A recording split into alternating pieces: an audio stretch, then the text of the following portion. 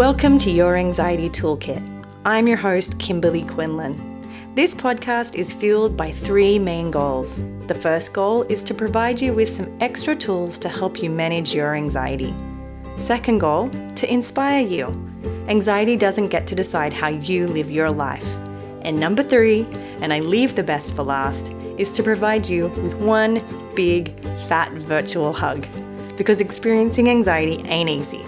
If that sounds good to you, let's go.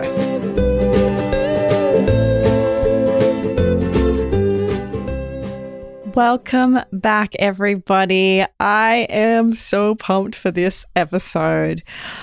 So often when I am talking with patients, a lot of the work we're doing when we're talking about anxiety and obsessions and compulsions and grief and sadness and dread and disgust and, regret and all the feelings, they're often brought up not just about the person who has the anxiety disorder, but they're brought up in the context of how it impacts their relationships, how their emotional landscape shows up in how we communicate and how we set boundaries and how we love. And today we're talking about thriving in relationships, specifically when you have OCD. We have the most incredible guests. We have Ethan Smith, who is an incredible OCD advocate. We have Dr. Katie O'Dunne, who is also an incredible advocate and also does a lot of work in the faith community, specifically related to OCD. And they are coming on today to talk about their relationship together. They both have OCD. They both work on their OCD recovery every single day, and they're here to show us what it's like for them, how they manage OCD, how they manage each other's compulsions, how they communicate, what works, what doesn't. And it is such a beautiful, honest, raw conversation. I just want to cry just thinking about it. And I do understand that when I say roar, it sounds like I'm like saying roar like a lion. So I understand. Yes, I get the joke. My clients always make fun of me for that as well. That is just the accent coming out, and I cannot figure out how to say roar without sounding like a lion. I digress. Let's just get straight to the episode. I am, again, so grateful for Ethan and Katie coming on and sharing their vulnerability here, because they really let us into their relationship, take a little peek on what it's like for them. And that really takes a lot of vulnerability, a lot of courage. And I'm so grateful, so excited for this episode. And I hope you get as much out of it as I did, because I thought it was just so good. All right. Talk to you next week, guys. And let's get to the episode. All right, so my tummy already hurts from laughing too much. I'm so excited to have you guys on. We have Reverend Katie O'Dunne and Ethan Smith. I'd love for you both to do a quick intro. Katie, will you go first? Yeah, absolutely. So my name is Katie. I always like to tell folks that I always have Reverend in my title because I want individuals to know that ordained ministers and chaplains can, in fact, have OCD. But I am super informal and really just go by Katie. I am an individual who works at the intersection between faith and OCD, helping folks navigate what's religious scrupulosity versus what is true, authentic faith. But I'm also an OCD advocate on my own journey, helping individuals try to figure out what it looks like for them to move towards their values when things are really, really tough. Outside of being a chaplain and faith and OCD specialist and advocate, I'm also an ultramarathon runner, tackling 50 ultramarathons in 50 states for OCD. And as we get into stuff with Ethan today, Ethan is my biggest cheerleader throughout all of those races. So I'm sure we'll talk all about that too, and running towards our values together. And my name is Ethan Smith. Katie is my fiance. And I'm a national advocate for the International OCD Foundation, a filmmaker by trade, and a staunch advocate of all things OCD and related disorders, and definitely my most important role is loving Katie and being her biggest cheerleader and Oh, making sure that I should have said that. One of my things too, I am fiance of Ethan Smith. Sorry. please note that this is an afterthought. It's totally fine. No, she knew you were coming in with it. She knew. I was Yeah. coming in hot. Yeah. Yeah, all good. So thank you both for being on. I think that you are going to offer an opportunity for people to, number one, learn how to manage being in a relationship when you have OCD, but you may also bring some insight on how we can help, educate our partners, even if they don't have OCD, and how they may be able to manage and navigate having a partner with OCD. So I'm so excited to have you guys here. Thank you for being on. Can you first share, is it easier or harder to be in a relationship with someone with OCD for you having OCD? So yes, no, I think it's both and. I think there are pros and cons where I think for so long being in relationships with individuals who didn't have OCD, I desperately wanted someone to understand the things that I was going through, the things that I was experiencing, the intensity of my intrusive thoughts. And I was in so many relationships where individuals felt like, well, you can just stop thinking about this, or you can just stop engaging in compulsions. And that's not how it works. And it has been so helpful to have a partner through my journey who understands what I'm going through, that can really say, I actually get it. And I'm here with you in the midst of that. But I always like to be honest that can also be really, really challenging, where there are sometimes points, at least for me, having OCD with a partner with OCD, where if we are having a tough point at the same time, that can be really tough. It can also be really tough on a different level of when I see Ethan struggling, not reassuring him even more so, because I know how painful it is. And I want so badly to take that away. And there are times that can feed into my own journey with OCD when I see him struggling, that my OCD latches onto his content and vice versa. So there's this amazing supportive aspect. But then there's also this piece, I think, that we have to really be mindful of OCD kind of feeding off of each other. Yeah. I was just making notes as you were. No, go ahead, Ethan. I'm curious to know your thoughts.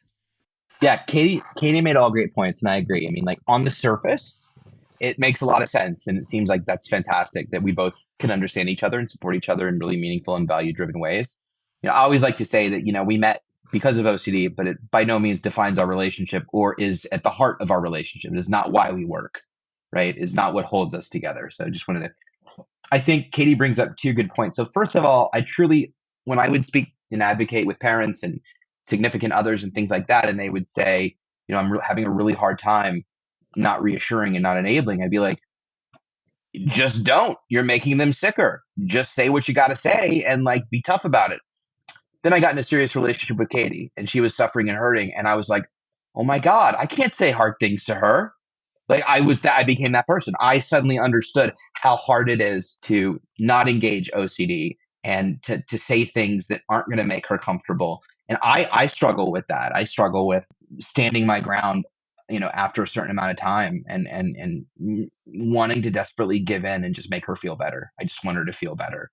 For me personally, I lived alone for 10 years prior to meeting Katie, and those 10 years followed my successful treatment and recovery of OCD. And for me, my mother was my safe person, right? So I learned during treatment and therapy that you don't talk about your OCD around your parents anymore. You just don't. That's not a conversation you have.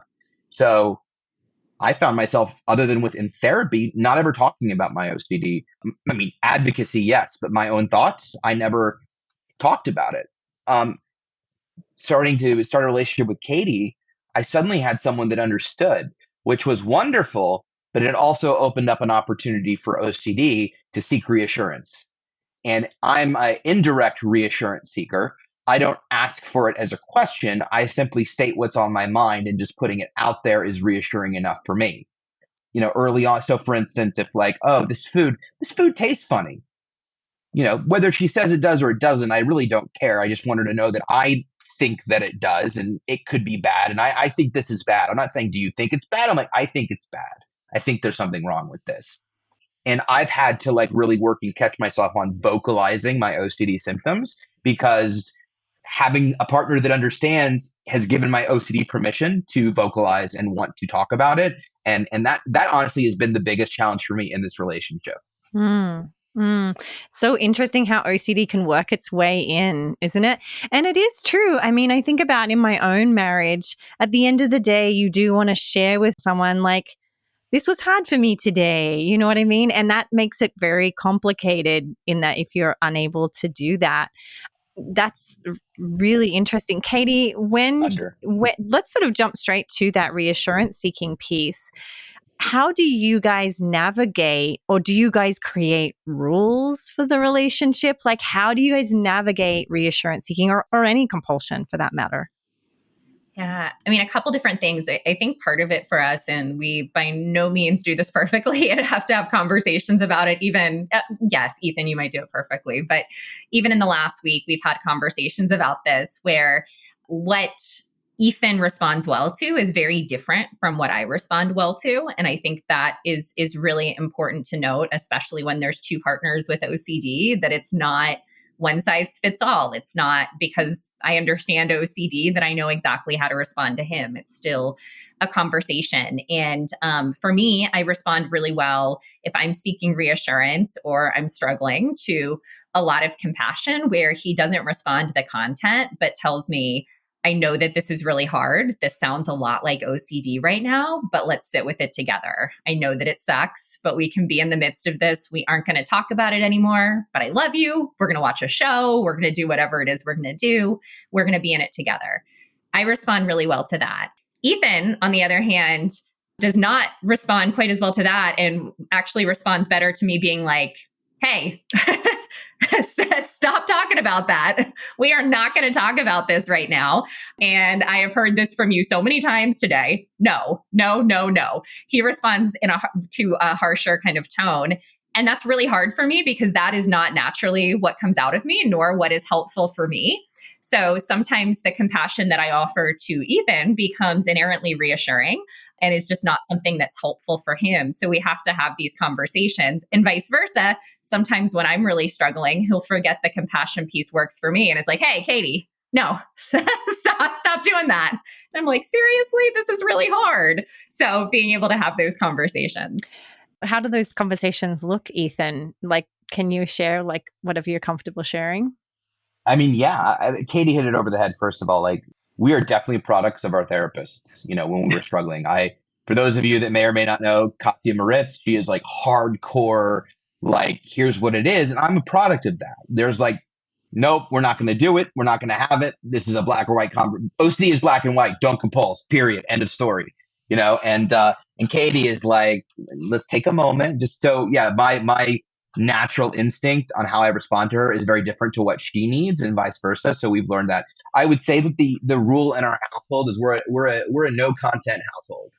That's, I'm not saying we succeed at that all the time, but the general rule is we're not a content household. We don't want to know content, right? You can say that you're struggling. You can say that you're having a hard day. You can say that OCD is really loud today, right? Those are all okay things. But I don't want to hear, and Katie doesn't want to hear the details, because that inevitably is reassuring and compulsive and all of those things. And so that's kind of our general rule. Katie, well, I'll talk for me, and I don't know, Katie, if I'll ask you ahead of time if it's okay to share like an example of our conversation. But my stuff is very, like I said, it's covert reassurance seeking, and she does it too. We're both very covert. We're like well therapized, and we know how to. Our OCD is. It's really funny because I can tell when he's sneaky reassurance seeking, and nobody else in my life has ever been able to tell when I'm secretly seeking reassurance. And it's actually kind of frustrating because he can call me on it because he's really good at it too. So there's some level of accountability with that. Yeah. For sure. So like for me, I'll get stuck on something and I'll just start verbalizing it. That's really the biggest thing, I think, unless Katie has some other insight, and she may. But for me, verbalization of my thoughts, not specifically asking for a specific answer and simply saying, oh, my chest feels weird. I'm sure I'm dying. My heart, is about to give out. How are you going to respond to that? What are you going to say right now? And that's kind of like my system. And she'll be like, okay, yep, you may. Honestly, to be honest, I'll call Katie out. She really struggles with giving me, like, she's like, Ethan, I'm sure you're fine. I'm like, why did you say that? She does. She really struggles with It's interesting because I work with folks with OCD all the time and I don't reassure them, but it's so interesting because it feels so different with my partner knowing how much he's struggling. And I just want to be like, you know what this is? It's fine. But well, I can imagine working on too that if he's struggling, then you said sometimes you will struggle. It makes sense that in that moment you're like, you're fine. Like you don't want them to have a struggle because you know it might even impact you, I'm guessing. Mm-hmm. Well, yeah, if Ethan's worried so it's funny, all of Ethan's stuff is around bad things happening to him. All of my stuff is around bad things happening to other people. So if Ethan's worried something bad's going to happen to him, I'm like, no, like I can't handle that. I don't want to worry that you're going to die. Right. Like, let's not put that on the table. We discovered it was true love when my OCD was worried about her. She's like, baby, it's about me. It's not about you. And it's like, it's true love. Like, no question. He had never had obsessions about someone else before. I was so excited. He was like, am I going to kill you in your sleep? Is that going to happen? I was like, oh my gosh, you do love me. So sweet.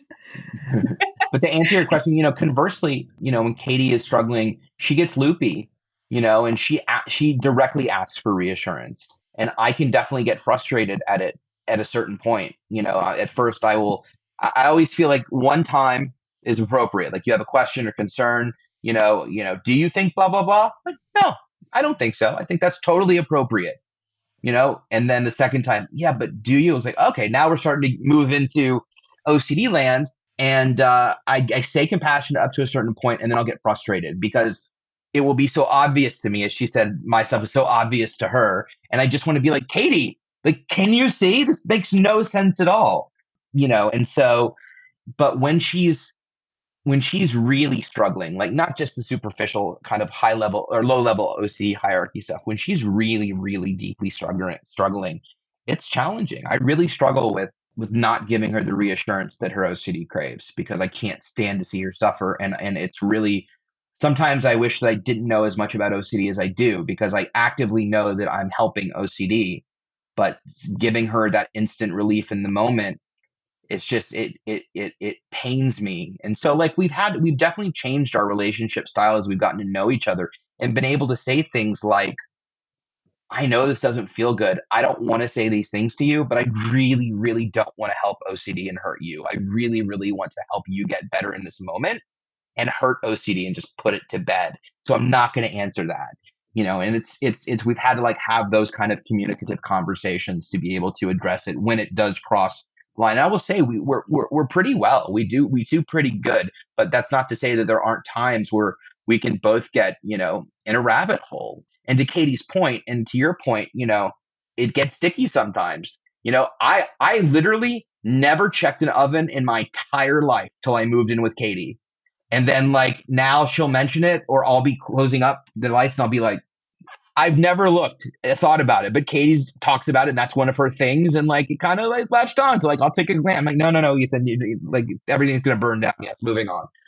And likewise, I've never checked my pills multiple times to make sure that I didn't take too many or worried that there was glass inside of my glass from hitting it. I mean, there's things that were Ethan's that I now think about. And it's really interesting because I think we actively work to not give into those things. But that's definitely a process too, where they were things that I never would have gotten stuck on before. So we have these conversations too of being able to call each other out. And we comedy's a really big thing in our house too. So we also like to call it out in a way of like, hey, you're stealing my themes. Like, stop it. That's mine. So like, come on, let me have that stomach bug thing. Isn't that so interesting though? We constantly get asked like what causes OCD and we never can really answer the question. And we say it's a combo of like nature and nurture. And you guys kind of touching on the nurture piece in that, yes, we are genetically predisposed to it, but that other people's anxiety around things can create anxiety for us. I get it. I actually feel the same way. Like there are so many times where something my husband is anxious about or my kids, now I'm hypervigilant about it. Like you do kind of, that's so interesting that you guys are sort of seeing that in real life. Yeah, for sure. And then Katie brought up a great point, which is I think the most challenging times, and they don't happen often, but is when we're both struggling simultaneously. And how do you support each other in that moment? First of all, what's very funny, we like to joke, is we both have OCD and we're both only children. So yeah, so it's one of those households. Like we're literally like we'll cook a frozen pizza and we'll sit there and size up the half to figure out which one's bigger, and then like kind of be like, are you sure you want that one? Like I want that. Like it's a thing, you know. So when we're both struggling, it's like, no, you need to listen to me. No, you need to listen to, like, it's my thing, right? And it's been few and far between where we've both really been significantly struggling simultaneously, but we've managed it. Like we learn how to be able to struggle and listen and support. It's no different than advocating when you're not feeling your best. You can still, be compassionate and sympathetic and offer, advice that is rooted in modalities of treatment and still be struggling at the same time, and we may not get the empathy that we want because maybe we're just not in a place to, we're pouring from an empty cup or whatever. But, fortunately those times aren't that frequent, but when they do happen, we've navigated and managed really well, I think. Even with that, having conversations around it, I think has been really helpful. We've had moments of being really honest. Particularly earlier this year, I had some tough stuff that happened, and I was in kind of a place of grief, and then also OCD was coming into that. And Ethan, it lined up at some points with some difficult points that you had, and there were some times that you were honest about saying, I am just not in a place to respond to this right now in this moment in a healthy way. And I think that's actually one of the best things that we can do too. And of course, OCD sometimes gets frustrated at that. And hey, why can't you talk about it right now? But I think having those honest conversations as a couple too, so that we can both offer care to ourselves and to one another in the midst of those times that we're struggling is really, really important. And you answered actually exactly what I was going to say, is that when there are times when we can't be there for the partner, when that is the case, do you guys then go to your own therapist or to a loved one to not to get reassurance or do compulsions, but just have a sense of containment and safety? Or are you more working towards just working through that on your own? How do you guys navigate that when your partner is tapped out? Okay.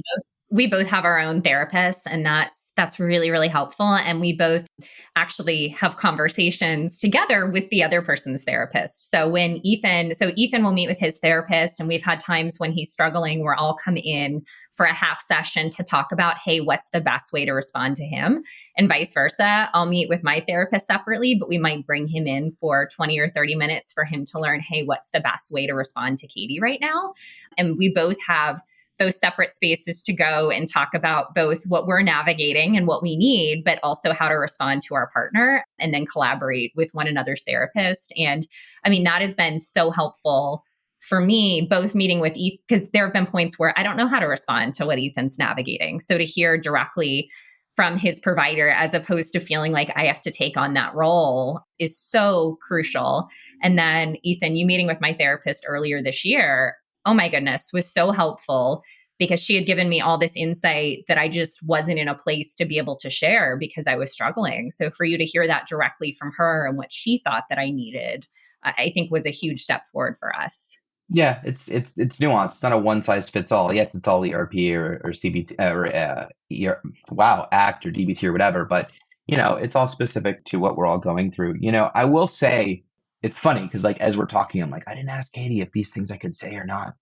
You can literally, I'm afraid to say that. You can literally say anything. I pretty much talk all the time about all this. No, for sure. I think one of the things that really, really helped our relationship in terms of navigating this is, when I first met Katie and we started dating, she wasn't seeing a therapist actively.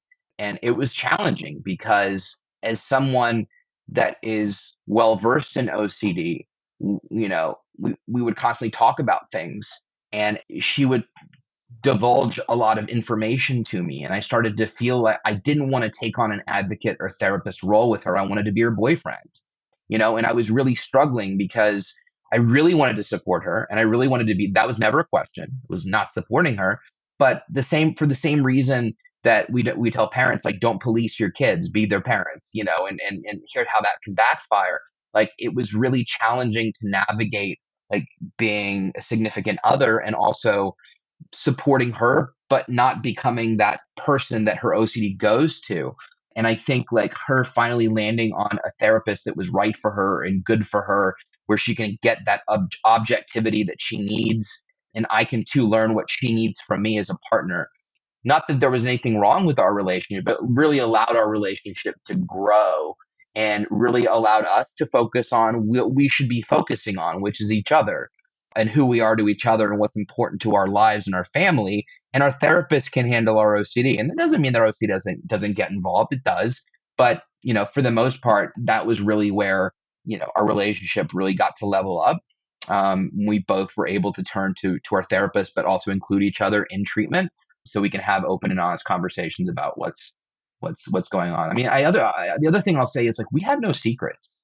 We literally have no secrets. And I think, as a first timer to like a long-term relationship, because my OCD wouldn't let me have a long-term relationship any longer than 4 or 5 months, as a first timer in the 3-year club on May 9th, I really feel like that is such a crucial piece to our relationship. Is we watch reality shows and it's like, you went through my phone, and it's like, well, I don't care. She knows my passwords. I have nothing to hide, and I think I always say that individuals with OCD would make the worst thieves. Like, can you imagine, like, I put myself in a position of robbing a house, right? There's no way I wouldn't worry that one piece of DNA was not left in that house. Like, I find hair on my pillow all the time. There's no possible way I could ever burglarize anyone and not think I would be caught, So it's like, we're not transparent because, we know that will alleviate our OCD. We're transparent because I think honesty is really important in a relationship, and so is communication. And I feel like we always advocate about having therapy and having access to treatment shouldn't be an exception at all. Like, that should be the standard. It should be accessible. It should be affordable. It should be effective. Absolutely no question there. But with that being said, Katie and I were both fortunate enough to have really good treatment. And I think our relationship reflects that. Not to say that we're perfect all the time, but I think we're two highly therapized individuals that began our relationship with honesty and communication and have continued that through and through. And I think that has enabled us to not only grow as a couple, but also helped us manage our own OCD and the OCD of each other and how we interrelate. Right. I think that is so true, especially, I'm often, as you're talking, I'm thinking of people who are at the very beginning stages. So they didn't have any idea about OCD, and they've been giving reassurance, they've been asking for reassurance, and there's, tantrums because the person isn't giving the right reassurance. Like, what would you encourage couples to do if they're newly to treatment, newly to their diagnosis? There's so many different things, and I know this is different for every person, but even if they're new to that process, getting their partner involved in therapy, meeting with their therapist, having them learn about OCD, again, not from, like Ethan talked about, not from a space of the partner becoming the therapist, but having an understanding of what the person is going through so that they're not reassuring, so that they're not accommodating. But I say this to folks all the time, again, so that you're not also being so hard and so rigid, so that you can still be the person's partner in the midst of that. I think being able to understand what their triggers are, what their symptoms are, what's coming up, so that you can say, hey, I'm your partner. I love you. I can't answer that, but I'm here. And I think figuring out what that looks like with the provider, but also with the partner, is just so beyond important to have an effective relationship. One, so that you're not just closing it off so that you can't talk about it, but two, so that, as Ethan said, you don't become the therapist, because that's not healthy either. And I think we've, in our relationship, kind of almost tried both extremes at different points of, hey, we're not going to talk about it at all, or, oh, we're going to talk about everything and we're going to totally support each other through every aspect. And I think with each person, it's finding that balance of how can we be a couple with open and honest communication, but where we're actually still each other's partners and not each other's therapists. Yeah. Do you have any thoughts, Ethan? I was just thinking, she nailed it. I don't know that I have anything to add to that. Whether you both have OCD or one of you has OCD, I was actually thinking earlier on in the relationship and about divulging your OCD. And when it's appropriate, we get so many questions from so many people about, well, when I'm dating, When am I supposed to let them know? When am I supposed to talk about it? You know, and I mean, I have very sort of aggressive feelings about OCD and dating. You know, and as amazing as somebody may look and be like, oh my God, I would love to be in a relationship with a partner that has OCD, because then I don't have to explain anything, and they get like, I did not date to specifically find somebody with OCD. You know, when I met Katie, we were friends long before we were together, And we always say that, like, he was my best friend that I happened to meet through the OCD community, that we fell in love during COVID because he was my best friend and because we had so much that connected us beyond OCD. And I think that I know you said this earlier, Ethan, but we get the question all the time, oh, if I just had a partner with OCD. And that is not, if all we had in common was our OCD, this would not work out, because it actually can make it even more challenging. But it's what's beyond that. I always think, we shouldn't be in a relationship or not in a relationship based on our diagnosis. It's about who the person is and how we can support them for who they are. yeah, for sure. And you actually raised a good point. I was going to talk about, and we can maybe come back to it, about when to talk about your OCD to your partner, when it's appropriate, when you feel it's appropriate. This difference between wanting to confess about your own OCD and feeling like they need to know right now that I have OCD, so I'm not dishonest with them and I don't hit them with the big secret down the road. So we can talk about that. But you raised, wow, it was a really interesting point that I totally forgot. That's how interesting it was. Katie, what did you just say? No, I was just talking about not being in a relationship because of the OCD and really having. Yes. Okay. Go ahead. You got it. I'd be curious to Kim's thoughts, but I think with OCD individuals, whether it's a significant other or family and friends, and I've been talking about a lot lately. We've talked about, okay, how do I get someone to understand what OCD is? How do I help them understand what I'm going through? And we did a town hall on family dynamics last week for the IOCDF, and we've had multiple conversations about this, right? And I think, and I'd be curious to Kim's thoughts. I think there's a difference between having a partner or a family member, whatever, being able to support you in an effective, healthy, communicative way, and fully understanding what you're going through. I think those are two different things. I don't think that an individual needs to know and feel exactly what you're experiencing going through to be able to understand and support you. I think as individuals with OCD, we have this inherent need for our partners or people that we care about to know exactly how we feel and exactly what we're going through. And you need to know my pain to understand me. And I think that is a big misnomer. I think honestly, that's a potential impossible trap for a relationship when you're dating someone or with someone that doesn't have OCD. The likelihood of that individual, while you can give them examples, the likelihood of them actually truly understanding your own OCD experience is unlikely. Just like if Katie had cancer and went through treatment, I'll never know what that's like. But that doesn't mean that I can't be sympathetic and empathetic and support her and learn about the disease state and be able to be a really, really wonderful partner to her. So I think for individuals that are in relationships with individuals that don't have OCD, if you resonate with this, being able to release this idea of like, they need to know exactly what I've gone through. And really, the real thing they need to know is, how can I be a supportive partner? How can I support you in a meaningful, healthy, value-driven way so we can have the best possible relationship? I don't know if I've ever said that, but Kim, I'd be open to your thoughts. No, I agree. I think because the facts are they won't get it. No matter how much you want them to get it, they won't understand. They will get it, but they won't have experienced something similar to you. But I think, like anything, there's a degree of common humanity in that they can relate without completely having to go through it. They can relate in that I too know what it's like to be uncertain, or I too know what it's like to have, high levels of anxiety. Or even if they don't, I too can understand your need for certainty in this moment, or whatever it may be.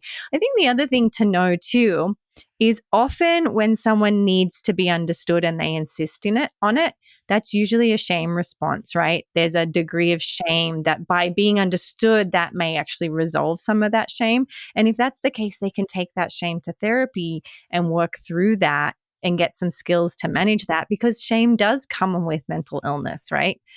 Often I find some of the biggest fights between couples were triggered by a shame emotion, right? They felt shamed, or they felt embarrassed or humiliated, or they felt less than in some way, and then all, the boxing gloves are on.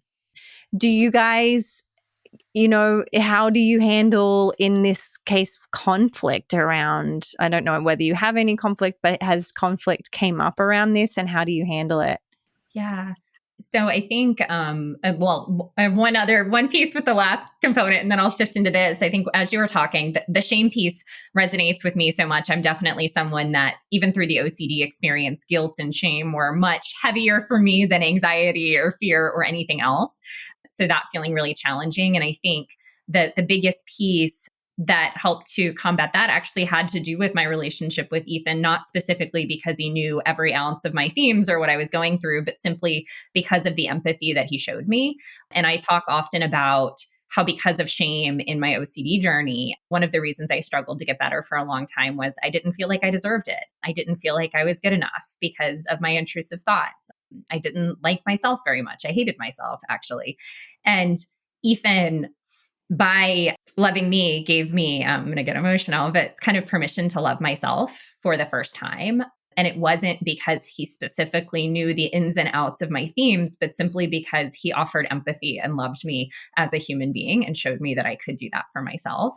And that was a huge step forward for me. And I think every partner can do that. When I used to talk with my students when I was in education about empathy. And I would always say, you don't have to experience the exact same thing that your friend experienced to say, oh, I can put myself in your shoes. And to your point, Kim, like, I know what sadness feels like. I know what this feels like. I know what that feels like. And I think just showing empathy to your partner, but also showing them that they truly do deserve love in the midst of whatever they're experiencing with their OCD can be such a healing component. So I just wanted to say that. And now I've forgotten the other part of your question. Wait, before she asks it, can I piggyback? I want to just offer to Katie. So, something that Katie's shared that story before, and it's really special. And always, I was just being me and seeing something beautiful in her and wanting it to shine. But something that I don't think I've ever talked about ever is what she did for me in that same context. I always saw myself as a really shiny car. And if you saw me surface, like, I was really desirable. Like, I knew my first impressions were really solid. But if you got in me and started driving and really I got a little less shiny as the deeper you went. And it was really hard to get close to Katie and let her in. And Katie and I haven't talked about this in a while, but when we started getting intimate, I would never take my shirt off with the light on. I would hold my shirt over my stomach because I was embarrassed about my body. She's an athlete. I used to be, but I'm not an athlete. When we would walk and I would get out of breath, the level of embarrassment and shame I would feel, how could this person love me? It took me, now I'm going to get emotional, but it took me a long time to be able to. This morning, I was downstairs making breakfast without a shirt. I didn't think about it. She taught me that the ugliest parts, the parts of myself that I thought were the ugliest, could actually be loved. And I had never experienced that beyond my parents, but even beyond that, I don't know that they'd seen pieces of my OCD, pieces of me as a human being, as an individual. Katie taught me about unconditional pure love, and that even what I deemed the most disgusting, grossest parts of myself, even seeing those. My biggest fear with Katie was her seeing me. I don't panic often, have major panic freakouts, but there are a few things that I do. And my biggest fear was her seeing me. And I kept saying, just wait till you see this Ethan that comes out every now and again. You won't love that person, And early on, I had a thing where I panicked, and she was nothing but love and didn't change anything. And I was for weeks, I was how can you still love me? So yeah, it doesn't necessarily relate to your question, but I wanted to share that because I think that for so many that really see themselves as broken or cracked, I think it's real easy to look really good on the surface and but I think that being willing to be vulnerable and honest and truthful. And Katie's the first woman I've ever done that with, where I was literally willing to go there, despite what my OCD told me, despite what my head told me and my brain told me. So I just think that's also created a really solid foundation for our relationship. Mm.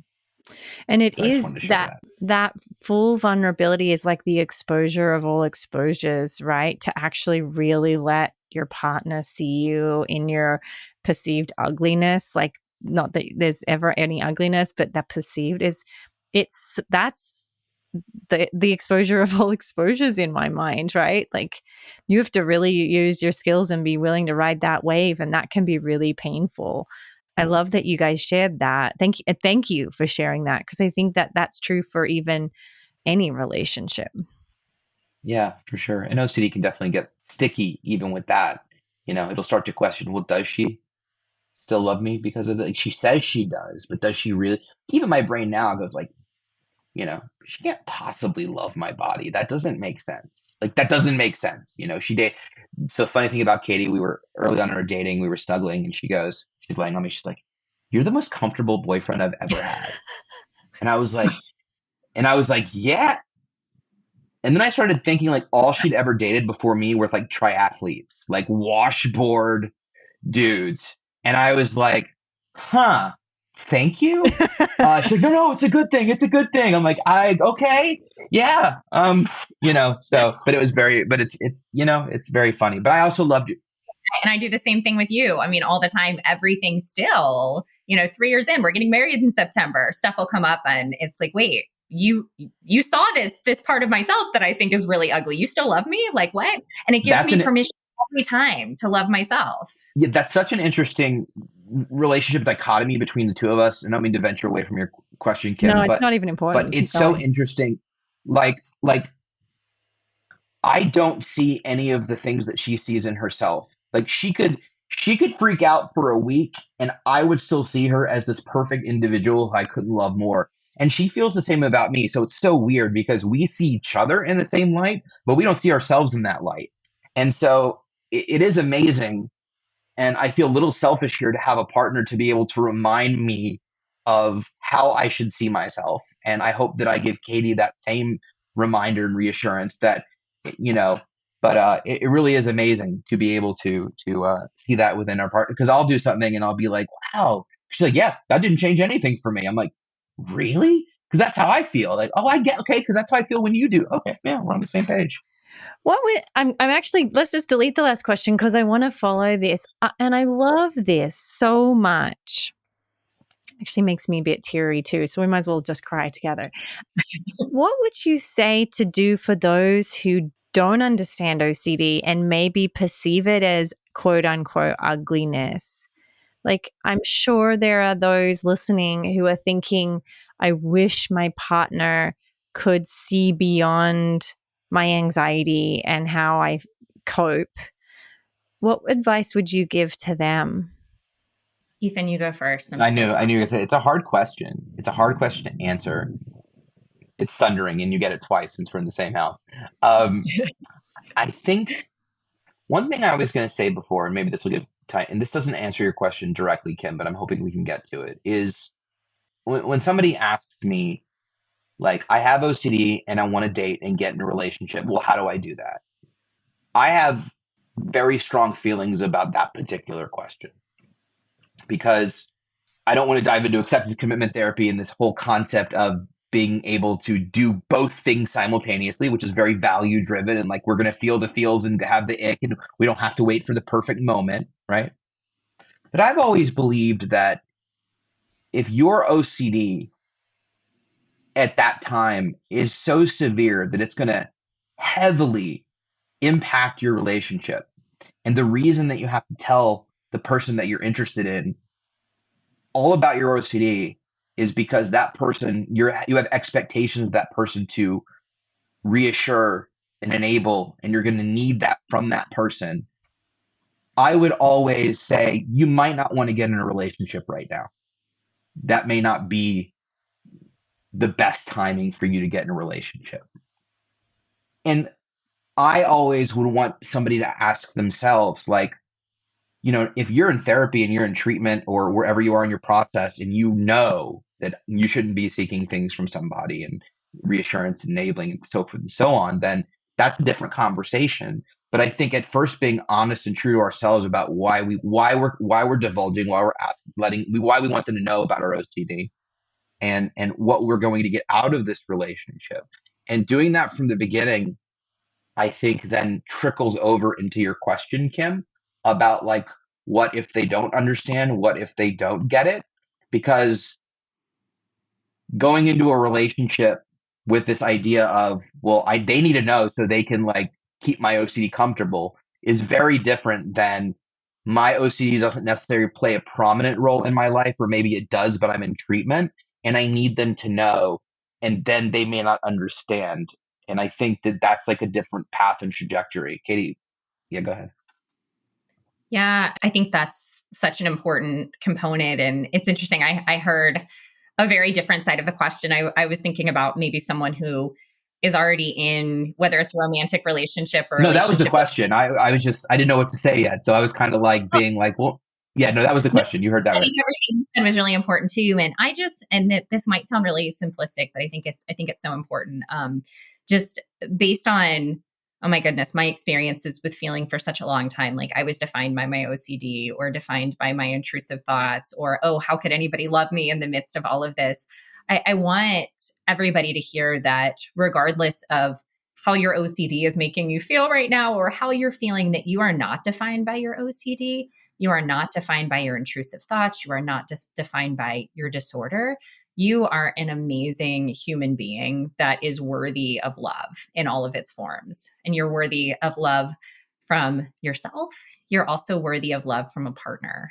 And I think sometimes there's this feeling of, well, I don't deserve love because of my OCD, or I don't deserve someone to be nice to me or to treat me well. And I've also seen folks fall into that trap. I've been in relationships that weren't particularly healthy because I felt like I didn't deserve someone to be kind to me because of my OCD, or like, oh, well, I'm just too much of a pain because of my obsessions or my compulsions. So of course I don't deserve anything good in this sense. And I want you to hear that wherever you are in your journey, you do deserve love and respect in all of its forms, and that the people that are around you that truly love you. Yes, there are moments that are hard, just like they are for me and Ethan, where sometimes there might be frustrations, but those people that truly love you authentically, I really believe will be with you in the midst of all of those highs and lows, and continue to offer you love and respect, and help you to offer yourself that same love and respect that you so deeply deserve. I love that. I think that speaks to relationships in general, in that they're bumpy and they're hard, and then I think sometimes OCD and anxiety can make us think they're supposed to be perfect too, and we forget that it's hard work. Like relationships are work, and it takes a lot of diligence and value-based actions. I think that is a huge piece of us, what you're bringing to the table. I want to be respectful of your time. Closing out, is there anything that you feel like you want the listeners to hear in regards to relationships and yourself in a relationship? Do you want to go first, Ethan? Sure. Yeah, I agree. Let Katie close out. She's amazing. I think that I just want to echo, honestly, the last thing that Katie said was perfect. And I wholeheartedly agree. I think that what would I want to bring into a relationship? Would I want to bring in my OCD or myself? What is going to be my contribution to a relationship, a romantic relationship? And I definitely would want to bring me into it. I want to bring Ethan and not Ethan's OCD. Now, that doesn't mean that Ethan's OCD won't tag along for the ride, but I definitely don't want Katie to be initially dating my OCD. I want her to date Ethan. I think what Katie said about that is directly relates, in the sense that love yourself, value yourself, realize your worth, know your worth. And it's so hard with OCD, to the shame and the stigma, and just feeling like your brain is broken and you don't deserve these things and you don't deserve love and what's wrong. It's so hard. I mean, I say it humbly when I say go into a relationship with these things. I know it's not that simple, But I think that if you can find that place where you know what you have to offer as a human being and you know who you are and what you have to give, and it doesn't have to be specific. You don't have to figure yourself out or your life out, simply just who your heart is and what you have to give. Like, I don't know who I am entirely. I just know that I have a lot of love to give and I want to give it to as many people as possible. Own that and don't be afraid to leave crappy relationships that are good, that because it's feels safe or comfortable. It's the devil, in terms of how it relates to your OCD. You're not broken. You're not bad. You shouldn't feel shame. OCD is a disorder. It's a disease, and you deserve, as Katie said, a meaningful, beautiful love relationship with whomever you want that with, and you deserve that for yourself. And so I think that, stay true to who you are, stay true to your values. If that's where you are now, or if it isn't where you are now, be willing to take a risk to be able to find that big, as Katie says, that big, beautiful life that you deserve. It's out there and it's there. And I'm telling you, if you'd ever, to Kim's point, I'm sorry, this is a very long last statement. So I apologize. But to Kim's point, relationships are hard and life is hard. And I really believed when I got better from OCD that in 6 months I was going to meet my soulmate, make $1 million, and everything would be perfect. Life did not happen like that at all. It's 15 years later, but at a certain point I was like, I'm never meeting my person. And OCD is not even in the way right now. And I'm never meeting my person. I'm never going to fall in love. I'm never going to get married. And now we're, 4 months away from my wedding to being married to the most amazing human being. And I truly believe that exists for everyone out there in this community, living a life that is doing things that I never would have imagined in a million years. So please know that it's there and it's out there. And if you put in the work, whether it happens the next day, the next year, the next decade, it's possible and it's beautiful, and embrace it and run towards it. Beautiful. Katie? Yeah, I feel like there isn't much I can add to that. I'm going to get teary listening to that. I think I'll just close similar to what I was sharing before. For anyone listening, whether it is someone with OCD or a partner or a family member, whomever that is, that you deserve love and compassion from yourself and from every single person around you. You are not defined by your OCD. And it is okay if you, especially if you're a partner, if you don't respond perfectly around OCD all the time, because you know what? We are in the midst of a perfectly imperfect journey, especially when it comes to romantic relationships.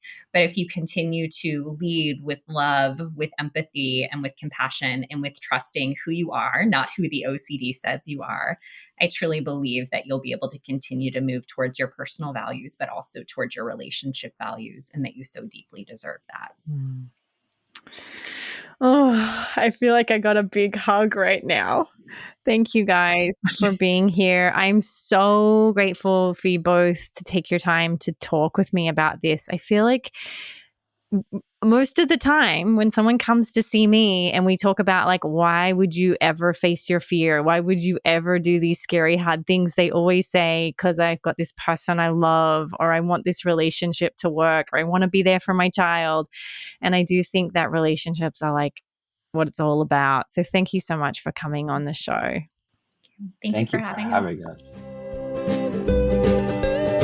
Please note that this podcast or any other resources from cbtschool.com should not replace professional mental health care.